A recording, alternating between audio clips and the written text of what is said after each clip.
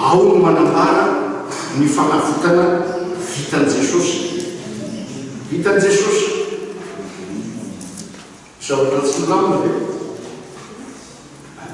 Ary ny manaraka ny amina hatramin'ny 450 dia ny asan'ny fanan'Andriamanitra avokatra amin'izany asa fanavotana vitan' Jesosy zany.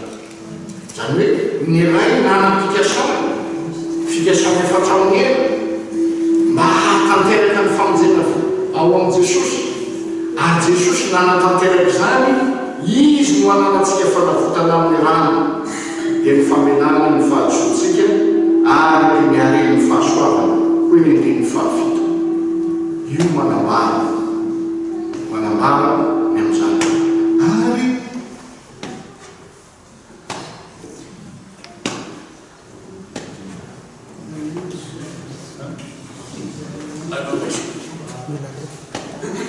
ary eo amin'ny manaraka eo amin'ny andiny fahatelo ambin'ny folo dia zao ny voalaza.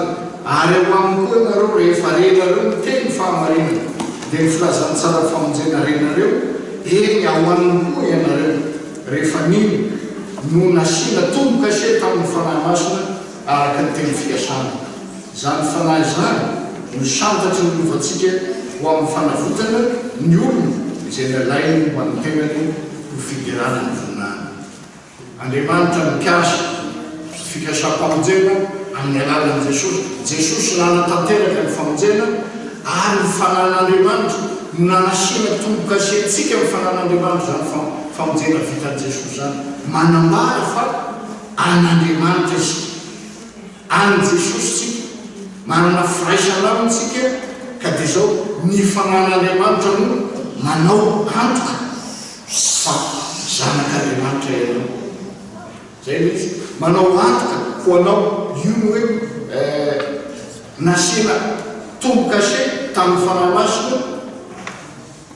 masina ary zany fanahy zany no santatry ny lovantsika ho amin'ny fanavotana ny olona izay nalainy ho an'ny tenany. Io no ambara amin'ny soratra masina. Amin'izay lazainy eo amin'ny andiny fahatelo dia zao ny voalaza, amin'ny andiny fahaefatra dia zao ny voalaza. Araka ny fidianana antsika tao aminy fony tsy mbola ary ny fanomena zao tontolo zao mba ho masina sady tsy misy tsiny eo anatreny isika rehefa notendreny raha teo amin'ny fitiavana isika mba ho azy amin'ny fanangananamika amin'ny alalan'i Jesosy Kristy arak'izay ankasitrahany fony. Ao amin'ny batisa ny fahatanterahana zany asan'Andriamanitra miray telo. Rehefa atao batisa, manao batisa anao ho amin'ny anarany ray sy ny zanaka ary ny fanahy masina. Ary rehefa vita ny batisa dia zao ny voalaza hoe efa nampiraisina tamin'ny alalan'ny batisa izy. Eo amin'izany batisa zany no mahatanteraka ny fiangonana anaty na ny fiangonana miafina dia ny fifandraisantsika kristianina, ny fifandraisako manokana tsy isika amin'ny ankapobeny fa ianao tsy rairay avy izay na nitsangan'Andriamanitra amin'ny zanaka tao amin'ny batisa dia zao manana firaisana amin'Andriamanitra ianao, manana firaisana amin'ny Jesosy ianao, manana firaisana amin'ny fanan'Andriamanitra ianao. Io no fiangonana anaty. Dia hoy ny voalazany Paoly apôstôly ao amin'ny Romanina toko fahaenina. Romanina toko fahaenina dia rentsika zany.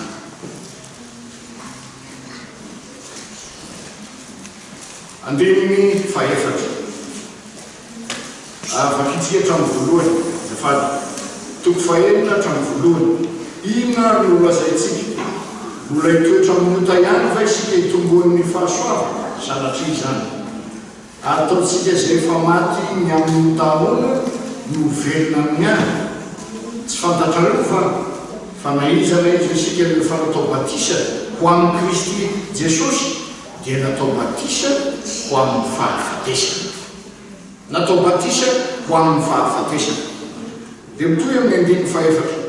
Koa niarana levina tamin'ny batisa ho amin'ny fahafatesana isika mba ho tahaka ny nananganana Kristy tamin'ny maty tamin'ny voninahitry ny ray no andehanantsika kosa amin'ny fiainam-baovao. Hitantsika amin'izany ny ao amin'ny batisany andraisantsika ny vokatsoany ny fahafatesan'i Jesosy sy ny fitsanganany tamin'ny maty dia ny fanavotanantsika izany. Tao ny fiantsoana ny olona rehetra andray ny famonjena, ny antsoany ny olona tsirairay avy andray ny famonjena ao amin'ny batisy izany. Ary ao amin'ny batisy ina moa ny lazany soratra masina ny hoe fahafatesan'i Jesosy. Ny fahafatesan'i Jesosy dia zao ny fandringanana ilay manana ny herin'ny fahafatesana dia ny devoly hoy ny mpanoratra ny Hebreo 2:5-4. Fa manana ny famandràny zaza dia mba manana an'izany koa izy Jesosy zany. Dia mba manana an'izany koa izy fa raha aloha vakina tsara fa so dia disosombara.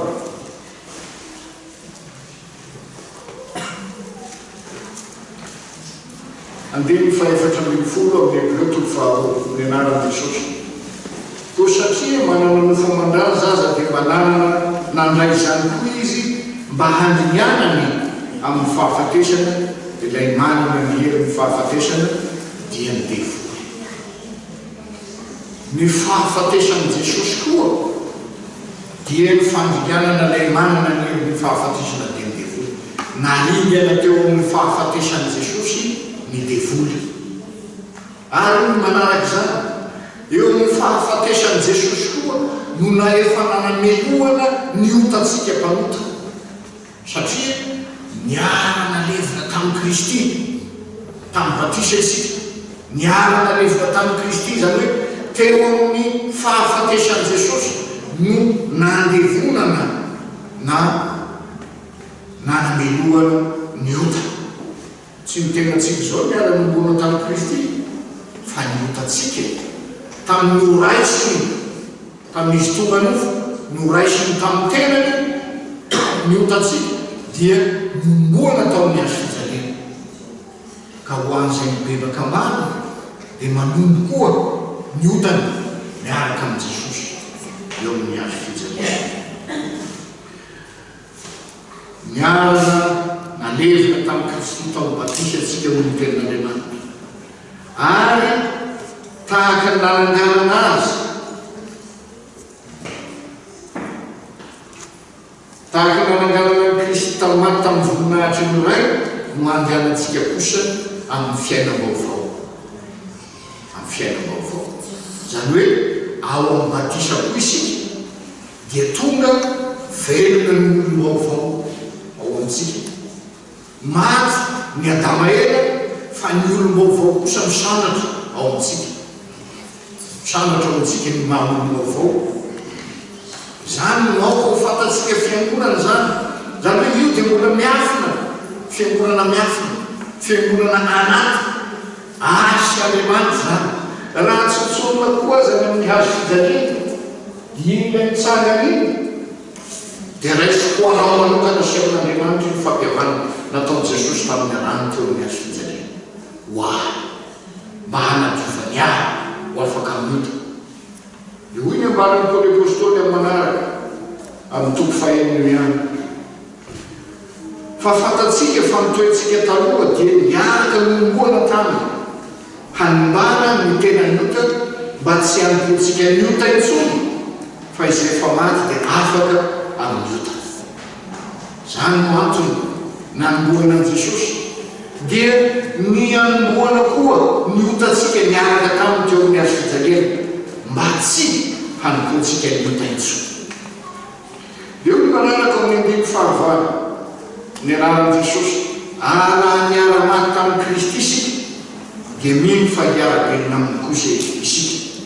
Ary fantatsika fa rehefa nitsangana tamin'ny maty Kristy dia tsy maty intsony izy, tsy manan-kery amin'ny intsony ny fahafatesana, fa ny amin'ny fahafatesana dia maty ny amin'ny ota iray mandeha izy, fa ny amin'ny hahavelomany kosa dia velona ho an'Andriamanitra izy.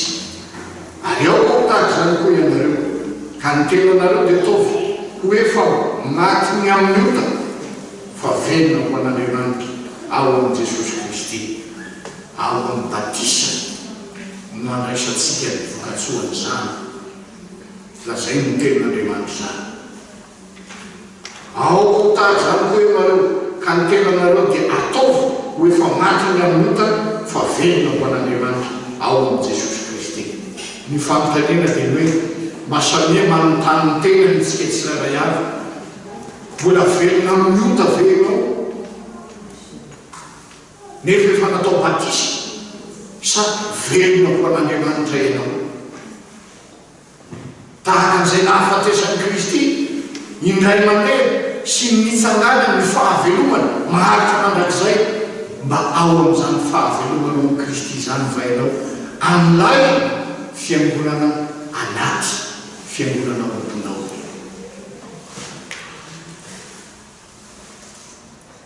Dia mbola toizatsika andimy faraiky ambin'ny folo. Areo ho tahaka zany koa ianareo ka ny tenanareo dia ataovy ho efa maty ny amin'ny ota fa velona ho an'Andriamanitra ao Kristy. Ko aza avela ny ota hanjaka amin'ny tenanareo mety maty hanarahanareo ny filana. Ary aza manolotra ny momba amin'ny tenanareo ho amin'ny ota ho fiadiany tsy fahamarinana fa atoloro ny tenanareo ho an'Andriamanitra toy ny efa maty nefa velona ary momba ny tenanareo ho fiadiany fahamarinana ho an'Andriamanitra. Raha mieritreritra zany tenan'Andriamanitra zany isika dia toa mieritreritra sahadiny hoe tsy ho haitsika izay fiangonana velona anaty ny hanota. Tsy ho haitsika zany. Raha mandinika tsara ny tenan'Andriamanitra tsika ka mamantatra ny tenantsika hoe aiza ho aiza amin'izany mahafiangonana anaty zany amaha-tempolin'Andriamanitra velona zany amaha-tempolo masina tempolony fanahy masina atsika zany dia tsy ho haitsika ny hanota. Kanefa ny mahagaga zao mieritreritra manakariva ihany isika amin'ny mahafiangonana anaty fa tsy haitsika ny miady amin'ny ota. Fa dia zao malaky azo ny ota malaky resiny zany fahotany zany tsika hanka tsisy tarafana makelekoly arany hoe mahatempolin'Andriamanitra ny fotsika mahatempolin'Andriamanitra ny tenatsika. Fa dia zao misaitsika ihany mieritreritra fa ny tanatsika zany lazay hoe aza mamolotra ny momba ny tenanareo ho fiadiny ny ota amin'ny tsy fahamarinana. Betsaka nefa ny manolotra ny tenany na ny maso na ny say na ny fo na ny tanana na ny tonga ho amin'ny tsy fahamarinana. Mbola manolotra ny tenany ho amin'ny ota mandrakariva dia velo mieritreritra hoe aiza le mahatempoly ny fanahy masina. Matetika isika dia variana matetika hoe rehefa fiangonana dia tafiditra tao amin'ny batisa any amin'ny alalan'ny batisa tonga ao amin'ny fanjakan'Andriamanitra dia mpivavaka aho zany. Tonga ao amin'ny sakramenta ny fanasany tompo mpandray ny confirmationna dia mpandray ny fanasany tompo aho zany. Nefa mbola miara mifaly amin'ny tsy fahamarinana isika. Nefa mbola manolotra ny momba ny tenatsika dia zao ny ratsam-batana rehetra ho fiadiany tsy fahamarinana ho amin'ny ota isika. Io mampieritreritra anany. Io mampieritreritra anany. Eto no ananarany tenan'Andriamanitra atsika. Tsy fantatrareo fa fahatempolin'Andriamanitra izany ary ny fanan'Andriamanitra mitoetra ao anatinareo. Zany no mahafiangonana iavana. Fiangonana anaty zany hoe le mahafiangonana fiangonana io dia mialy avy amin'ny fifandraisany tsirairay amin'Andriamanitra ray zanaka ary fanahy masina. Ao koa tsarotsika zany fahatsika efa vita batisa fahatsika efa mandray ny fanasany tompo nefa mbola faly lavitra nohizany sika amin'ny filalovanota sy ny filomanosana amin'ny ota maro isan-karazany. Ao ny fijangajangana ao ny filana maro samihafa, ao ny avinavina, ao ny fanamarina tena, ao ny zavatra rehetra zay momba an'izao fiainana zao, momba ny rehetra ny fiainana zao. Dia matiantoka isika. Azy zao no tsarovy ny fahatanterahan'ny fiangonana anaty no mahavelona koa ny fiombonany miny. Ko tsarotsika zany. Rehefa ny fiangonana anatiny tsirairay no simba, dia azo manatena vokatra tsara ho amin'ny fiangonany miny. Tsarovy zany. Tsy mahagaga ny zavatra misy eo amin'ny fiangonantsika, na ny Madagasikara, naiza na ny fiangonana hafa rehetra koa aza zay miombona antsika. Fa tsy ahitana ny fahasoavan'Andriamanitra, tsy ahitana zany fitiavan'Andriamanitra namonjy antsika tsiraray avy zany. Satria ilay fiangonana anaty ao amintsika no tsy velona ao amin'ny Jesosy, no tsy manana firaisana amin'ny Jesosy. Eto zany izao fampirisihana. Amin'izay ampatsahivany koa ny apôstôly amin'ny Efesiana zay anjarantsika niany. Fa nitoriam-bainandreny teo zany, mbola mitoy koa zany ireny 12. Tsarovy fa fahitana anareo zay jentilisa araka ny nofo, ka nolazay ny voaforatana teo amin'ny nofo hoe tsy voafora. Raha eo ny 12 dia lazaineo ny antony zay nahatamanantsika tany amin'ny fiainana zao tontolo sy ny ary ny fitiavan'Andriamanitra zay mamonjy antsika zany. Marany Paoly apôstôly eto zany. Noho izany dia zao hoy ny teny Andriamanitra toko fahaenina teo. Zao lazainy. Fa atoloro ny tenanareo ho an'Andriamanitra toy ny efa maty ny efa velona, ary momba ny tenanareo ho fiadian'ny fahamarinana ho an'Andriamanitra. Io dia mitovy amin'ny Romana toko 12. Noho ny famorampo an'Andriamanitra raharaha dia atoloro ny tenanareo velona, masina, sitraka Andriamanitra, efa nitompanahy mety ato anareo zany. Ilaina ny fiaina mpibebahana isan'andro ho antsika tsirairay mba havelona ny olom-baovao, mba hampisangatra ny maha olom-baovao antsika.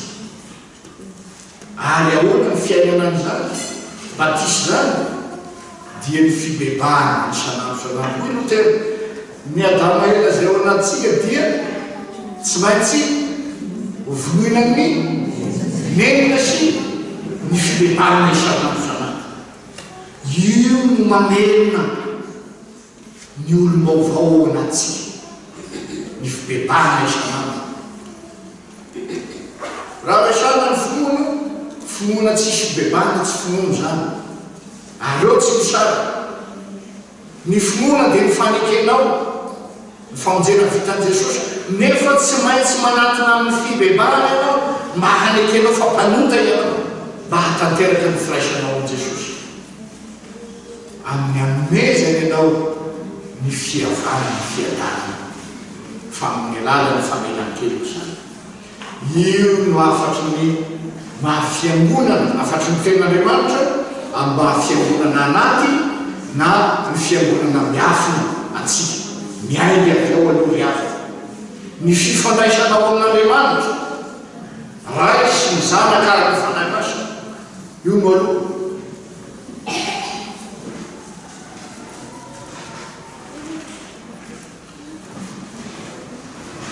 Dia ny manaraka rehefa velona amin'ny finoana, rehefa firaisana amin'Andriamanitra ilay zanaka ary fanahy masina, ianao manana fifandraisana amin'izany Andriamanitra mpamonjy antsika zany.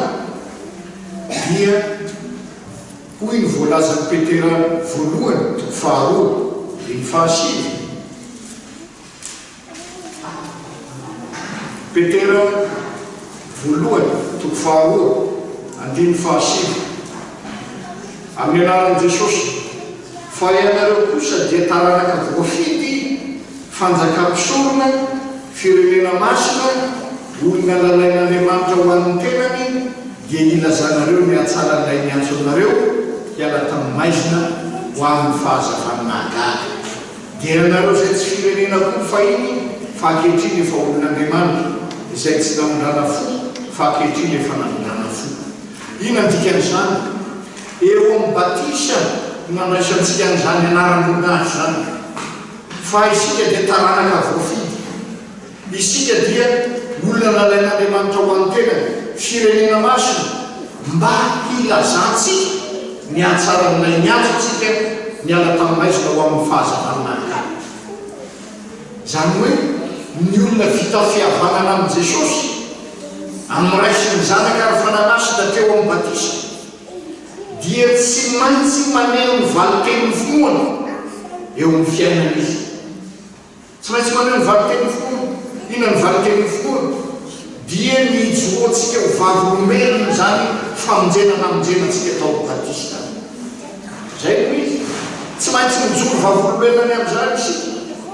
Misy ke raha olona ny sasany teneniko tany Madagasikara ndraiky ambadika na atao hoe zanaka ny fifoazana zany na hitonan'ity baiboly ity atenendoana analak'elatra ny amigana gaza ty masika tany menatra ny tonga baiboly, menatra ny atao hoe vavolombelona ary amin'izao tany maloka amin'izao fanozoana amin'ny fanaritontoloan'izao vao maika mahamenatra ny olona mitondra ny baiboly fa moramora kokoa mitondra iPhone, smartphone sy tarzany mba tsy ho hita hoe iny kristiana nefa dia mpanay fanasana tompo ary mialatsika fa misy asaka fa mety ho tiany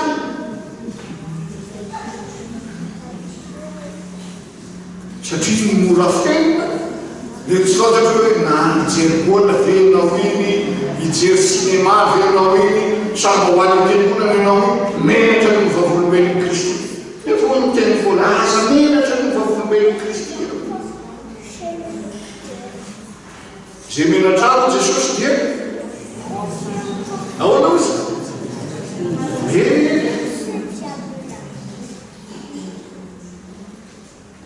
noho izany tsy maintsy maneho ny valiteny finoana ianao izay velona amin'ny malom-baovao tsarovy zany dia hoy ny efeleny tsy maintsy mitarika olona anankiray ao anatin'ny heritaona mitarika olona mibebaka anankiray kristiana ao amin'ny fiangonana ny anankiray raha antanio film voataonanao tao amin'ny fiangonana film voataonanao ao amin'ny fiangonana matetika aza amin'ny fahafantaran'ny olonany sanatria ny mba tsy izany foa no ahalalany olona fahotana bebe koa Dalam ny fifaneraseran'ny olonamiko no ahalalany olona ady eo amin'ny fiangonana. Dalam ny fifaneraseran'ny olona amiko no manakona an' Jesosy tsy ho hitan'ny olona. Izaho zany tsy miditra fa zay te hiditra sakanako amin'ny toetrako amin'ny fombako tsy mahomby. Noho izany dia tsy maneho valiteny finoana zany fa manakona ny fahasoavan'Andriamanitra tsy ho hitan'ny hafa. Nefa izaho tsy tafiditra amin'izany fanjakan'Andriamanitra zany. Eo zany dia tsy maintsy maneho fiangonana amin'ny fomba ndraisantsika dia lanantsika fa mivatambatana koa resaka resana amin'izany ny fo zany. Dia maneho ny valiteny finoana. Ny fifoazam-panahy dia ny fiainany fibebahana. Io ny fifoazam-panahy raha tsy olona koa amin'ny fomba fiteny fifoaza. Dia ny fifoazam-panahy dia zao ny manolo-tena ho an'Andriamanitra, ho mpanompon'Andriamanitra, hitory sy hanambara ny filazana tsara. Rehefa atao ny batisa dia zao ny tenin'ny pastora voalohany indrindra mamaky ny tenin'Andriamanitra amin'ny vitoany. Efa ny fanarehitra ny danitra sy ty tany komandiana nareo dia atao firy mpianatra ny firenena rehetra.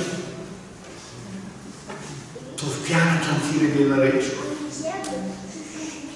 Ao amin'ny batisa zany no efa nametrahan'Andriamanitra andraikitra ny nino rehetra. Eo amin'ny batisa nametrahana andraikitra ny nino rehetra ho itohy taona ny olona ho mpianatra. Izy no zany dia amin'ny fanaovana batisa ny mampianatra azy. Fa raha toloinao fotsiny koa io a dia milaza fa mino izy nefa tsisy fibebahana, tsy atao batisa, tsisy mahazanak'Andriamanitra azy. Fa zay ataontsika dia mitarika ny olona, tarika ny olona ho ao amin'ny fiangonana ary ahatongazy mpianatra amin'ny alalan'ny fanaovan'ny fiangonana batisa azy. Mampianatra azy tanjona zay rehetra nanodiko anareo zany ny voalaza eo amin'ny batisa ny nanomezana andraikitra ny fiangonana n'izany ao. Voalohany zany dia ny fiainam-pahamasinana ny fiainan'ny fiangonana anaty. Ny fanehoana ny valiteny finoana amin'ny alalan'ny fitoriana ny filazantsara, ny anehoana ny fiangonana anaty velona amin'izany. Mba hatanteraka ny fiangonan'ny olona masina. Io ny fitoriana ny filazantsara ny mampisy ny fiangonana ary tsy hafa zay toriana. Io ny lazain'ny Paoly hoe fa ny fahasoavan'Andriamanitra io ny fitoronay ary io ny minoanareo, io ny fijenanareo. Araky ny teny Paoly apôstôly ny Korintiana faharoa misy an'izany. Inona ny fahasoavana izay fitoron'ny apôstôly ka nahatonga ny fiangonana ny olona ny esan'ny fanan'Andriamanitra amin'ny alalan'izany fitorian-teny zany dia zao ny fahafatesan'i Jesosy sy ny fitsanganany tamin'any. Tsy misy hafa noho izany. Hoy Paoly hoe tsy mahalala na inona inona aminareo eo aminareo afa-tsy zao Kristy maty teo amin'ny hazo fijaliana ary nitsangana tamin'ny maty. Io ny fitoron'ny apôstôly. Io ny asan'ny fanan'Andriamanitra ka nahatonga ny olona rehetra hihanana an'izany fiangonan'ny olona masina firaisany fiangonana zany.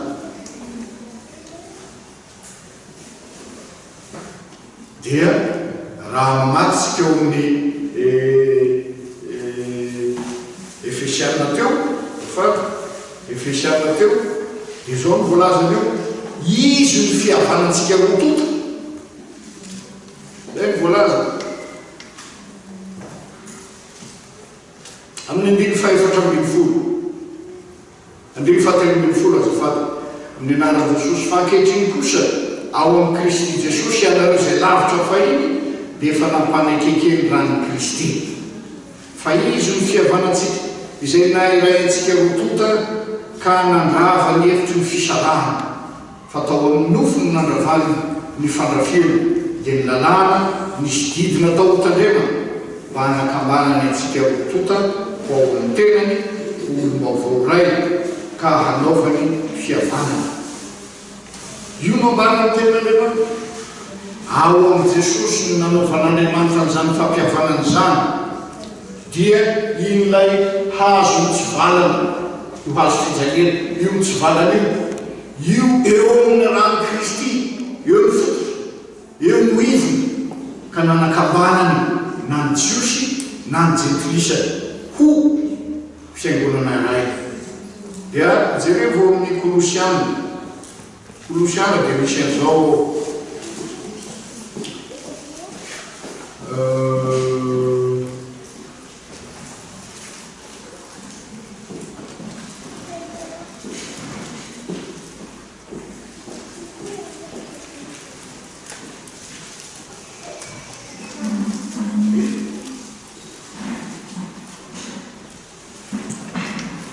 tsy misy jentilisa sy Jiosy, tsy misy barbariana sy kritiana, tsy misy andevo sy tsy andevo. Zaso fa Kolosiana, ao amin'ny Kolosiana misy azy mba miara-mitady kely tsika.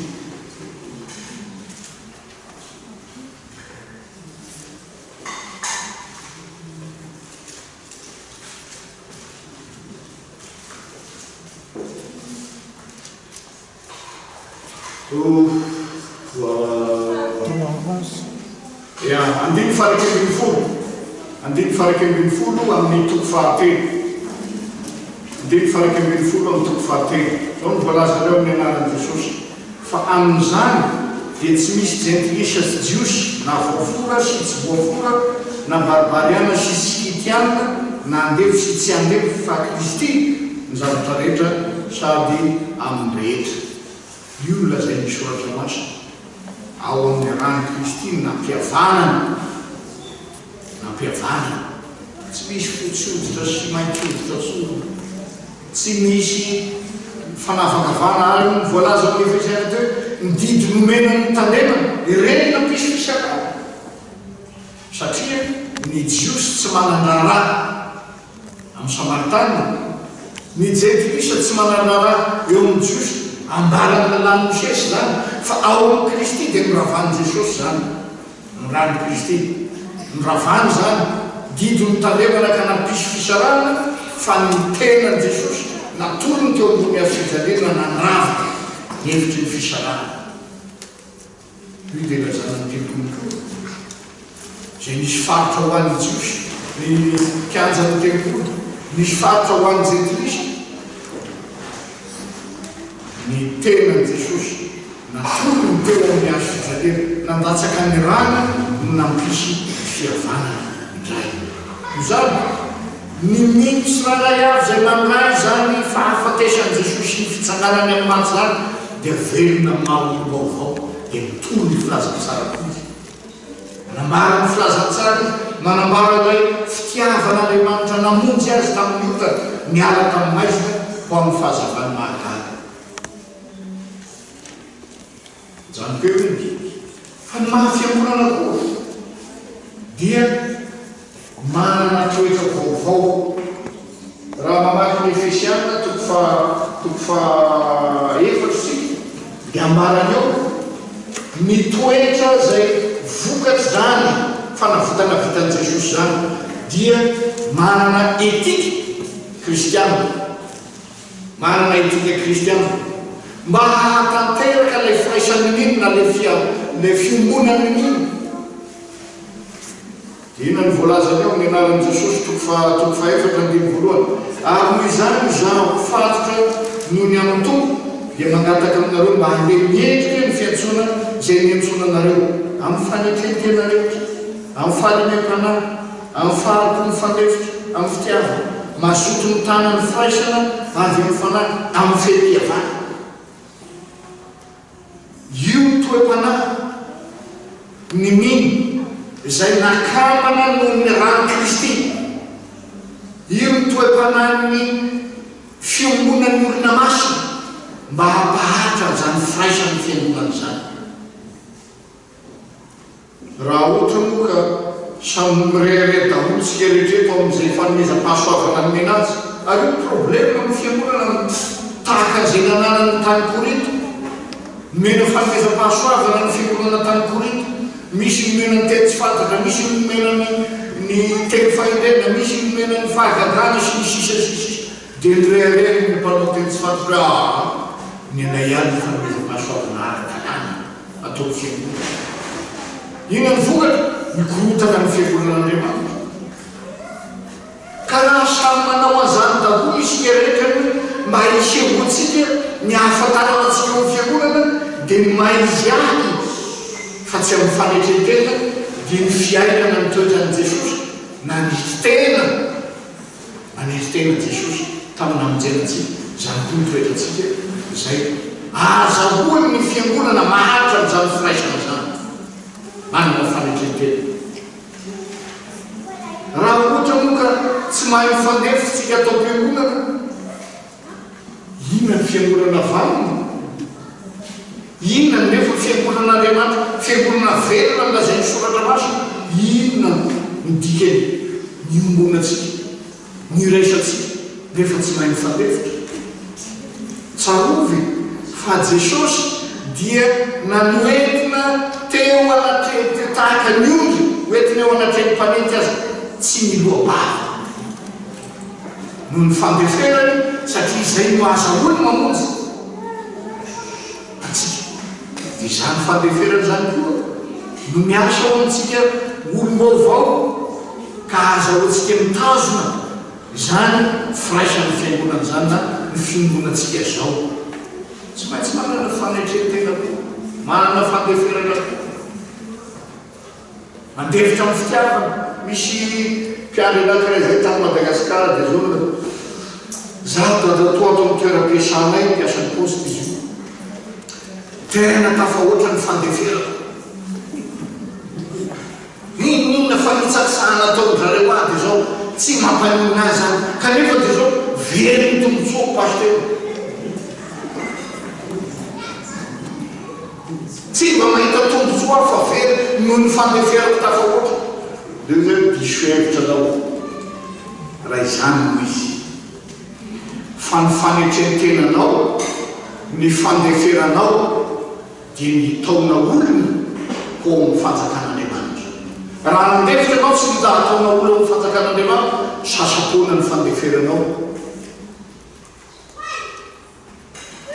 raha mba tsy eo nanefitena mandefitefiteny ianao dia nefa misy zavatra kely hitanareo tsy miteniteny be loatra misy zavatra ao anaty aza kitikitiana fa raha tsy zany mipona ty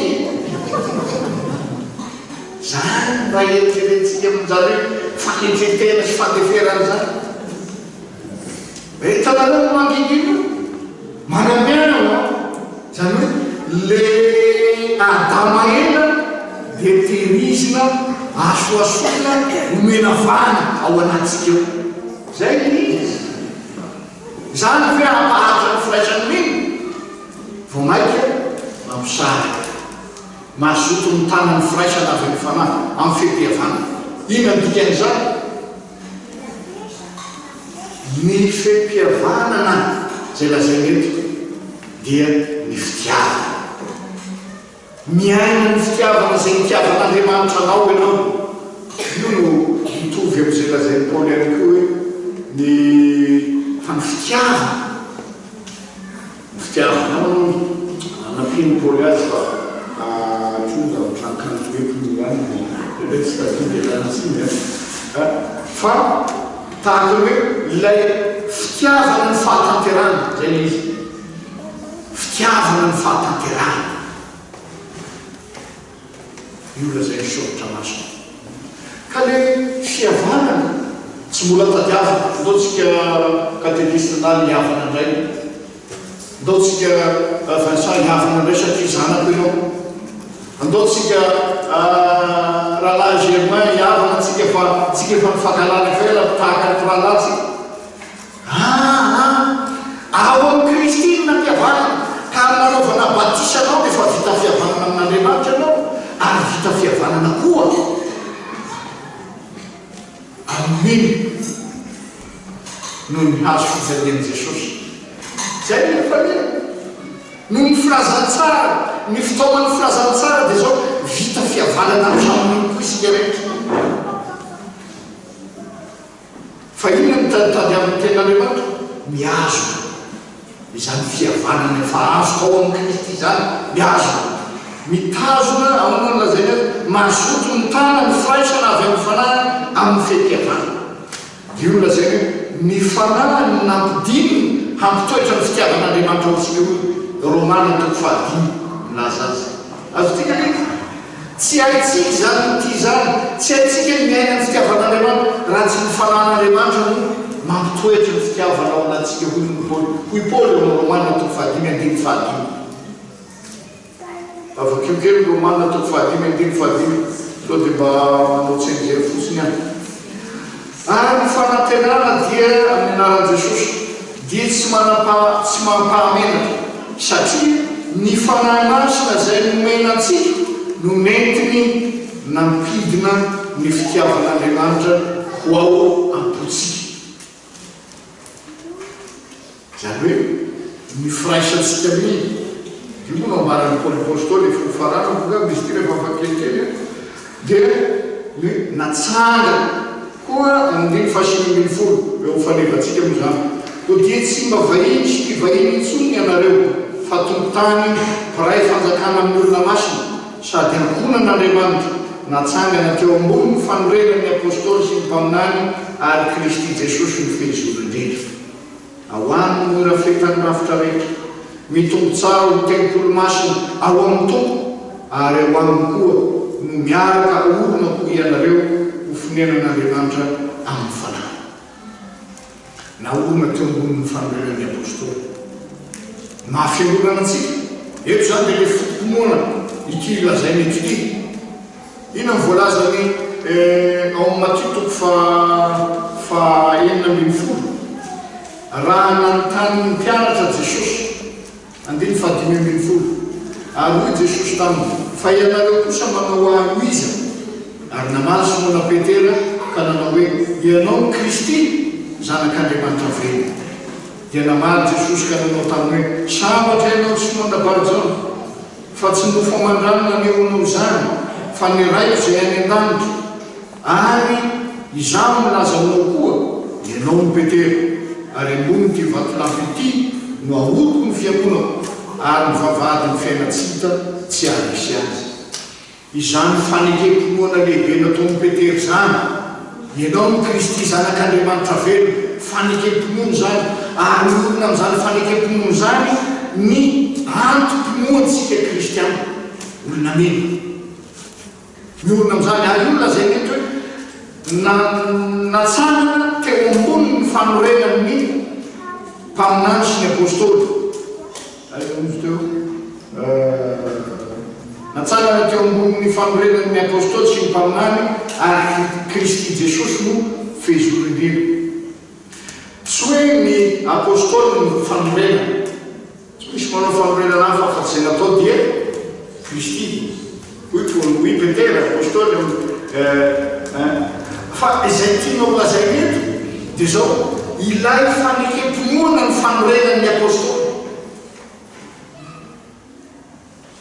dia zao ny fanekena any Jesosy ho olombelona tokoa sady Andriamanitra tokoa zanak'Andriamanitra nahatanteraka ny famonjenantsika io ny fiorenan'ny finoantsika iao finoana kristiana finoan'ny olona masina finoan'ny fiombonan'ny olona masina ary nomena karazam-panomezam-pahasoavana raha mamakitsika eo amin'ny 1:24 izy nanome ny sasany ny apôstôly ny sasany ny mpaminany ny sasany evanjelista sy ny sisa ho fanatanterahana ny olona masina ho amin'ny asan'ny fanompoana amin'ny fiangonana ho amin'ny fampanofona ny tenan'ny Kristy manam-pahatonga tsika rehetra ho amin'ny firaisan'ny finoana sy ny fahalalana tsara ny zanak'Andriamanitra io ny tety raha manome pastora ny Jesosy miantso pastora miantso evanjelista miantso mpampianatra miantso mpiandro miantso ireo nomena fanomezam-pahasoavana tsirairay amin'ny fiangonana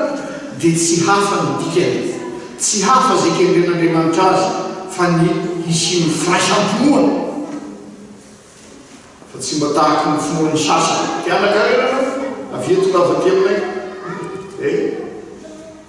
te atao tahaka teo sitrany ianao tongavaty aminay zay ny finoan'ny sasany fa ny finoantsika tsy Jesosy mpanao fahagagana tsy Jesosy mpanakarena kamonenana olo zay ilainao ny amin'izao fiainan'izao ihany fa raha ny amin'izao fiainan'izao ho Paoly manantenanan'ny Kristy dia mahantra ny mila rehetra izy fa nahazonao azy zao tontolo zao kanefa niveriny ianao ina ny soa azonao hoy Jesosy fa ilay Jesosy itopoantsika inoantsika dia zao Jesosy maty teo amin'ny azo fijaliana ary mitsangana tamin'ny maty io ny Jesosy itopoantsika liava ary io ny fanorenan'ny apôstôly na olona teo ambony natsangana teo ambony ny fanorenan'ny apôstôly ny fanorenan'ny apôstôly dia amin'izay nanambarany apôstôly azy amin'izay nitoriany azy amin'izay nampianarany ny amin'ny famonjena ao amin'ny Jesosy Kristy tahak'izay moa zany na ny mpaminany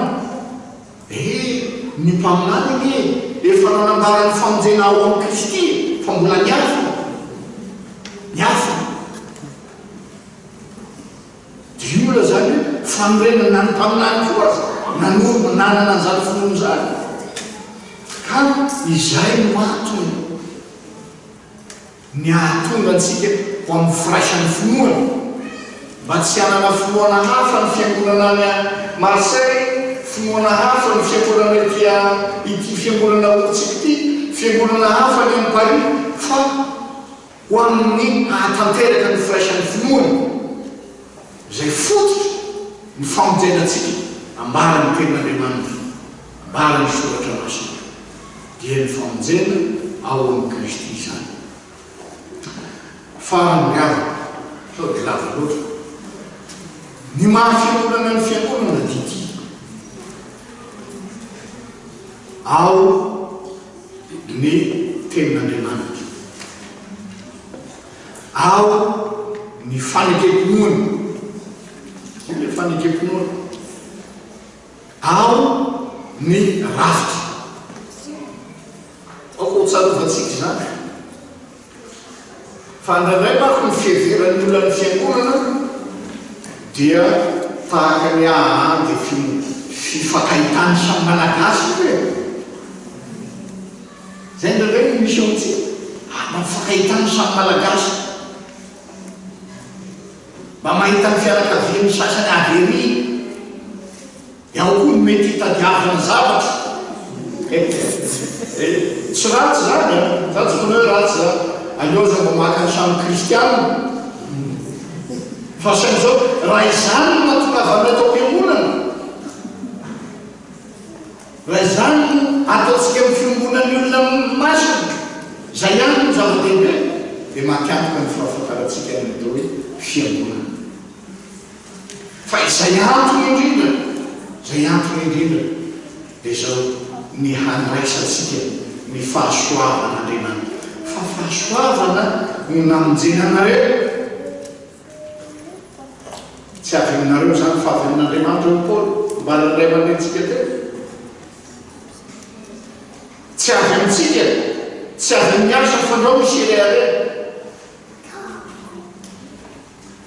noho izany ny anton'izay vavahantsika dia ny fotoana ny filazantsaratsika mba hanana firaisana ao amin'Andriamanitra ary ny voalaza ny dia hoe samy miaraka io antony famonjena angolony io ny voalaza ny amin'ny Efesiana toko voalohany andiny fahafolo ahatanterana ny anaran'i Jesosy ahatanterana ny fitondrana atao mandra-pahatapitry ny andro voateny hanangonany ny zavatra rehetra ho iray ao amin'ny Kristy na ny any an-danitra na ny ety an-tany dia ho ao aminy dia io koa nambaran'ny Kolosiana jereo voa Kolosiana toko voalohany ny andimy faharoapolo zao ny voalaza ny ao amin'ny anaran'i Jesosy vaketsika ny andimy fahasivy folo sy ny andimy faharoapolo fa sitraky ny ray ao aminy no hitoerany fahafenona rehetra